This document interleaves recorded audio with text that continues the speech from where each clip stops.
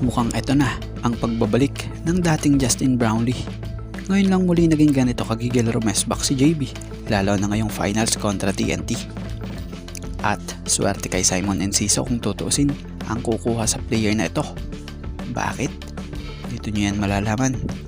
At anong nangyari kay Enciso at SMB? So yan ang ating mga tatalakayin.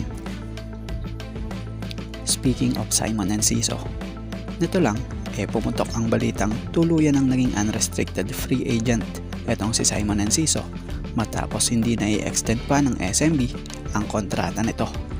So batay sa nabasa nating update batay rito, di umano raw sa source ang naturang tuluyang pagbitaw ng SMB team ay isang coaches and management decision.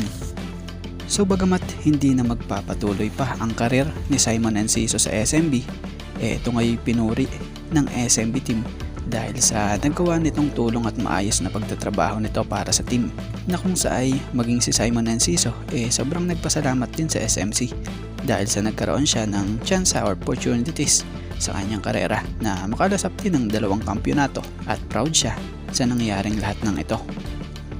So batay kay Simon Enciso, kung hindi nga raw siya makakapag-sign ngayong bago ang Philippine Cup ng PBA para sa ibang team, i-consider niya nga raw yung MPBL. Bukod doon isa din ang KBL sa option niya.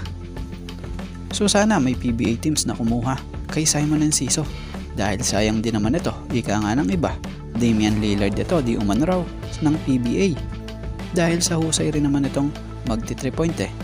So si Simon Enciso ay isang literal na shooter, 5'11" height, 34-year-old, isang veteran guard na kayang makapag-contribute sa mahaba pang panahon dito sa ating pambansang liga. At dito tayo, kumpiyansa. Yan ngayon ang meron si Justin Brownlee. Mukhang makikita muli natin ang dating Justin Brownlee di sa finals dahil sa pagkagutom nito sa kampyonato.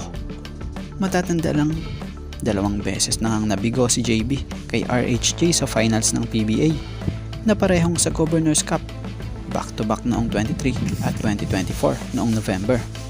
At sa ikalawang sunod na championship round ngayong season 49, magtatagpo muli si JB at RHJ sa Commissioner's Cup naman, na kung saay mangyayari yung ginugusto ni Justin Brownlee noon bago pa lang ang Commissioner's Cup, na kung saay ginusto nga raw nitong makabawi bago pa ang finals na ito na kanilang muling pagharap.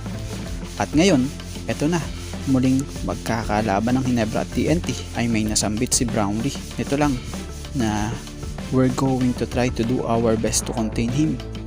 So ninanais ni JB na ibigay nga po ang lahat ng kanyang lakas at husay para makabawi at maibawi ang Barangay Ginebra kontra nga dito sa TNT Tropang Giga.